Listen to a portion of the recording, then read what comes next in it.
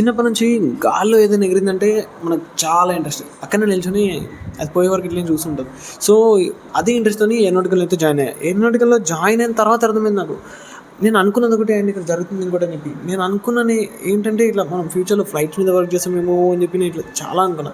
But ఇక్కడికి వచ్చిన తర్వాత అర్థమైంది it is mostly related to design and development side అని చెప్పి. అండ్ అండ్ అంతే my entire BTech is confused. Entire బీటెక్‌లో నాకంటే కన్‌ఫ్యూజ్డ్ పర్సన్ నేను ఎప్పుడూ చూడలేదు. అండ్ చూస్తూనే ఫోర్త్ ఇయర్ వచ్చేసింది. అండ్ ఫోర్త్ ఇయర్‌లో ప్లేస్‌మెంట్స్, ఇంటర్న్‌షిప్స్ నా చుట్టూ ఉన్న వాళ్ళు చాలా చాలా చాలా బిజీ అయిపోయారు. అండ్ నేను నా లైఫ్‌లో స్టక్ అయిపోయాను నేను. I'm confused. ఇప్పుడు ఏం చేయాలో తెలీదు. That phase of unemployment that was so hard.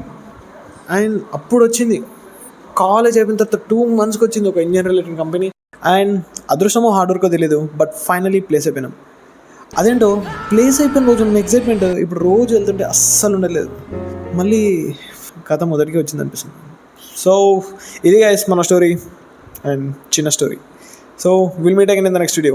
చలో బాయ్.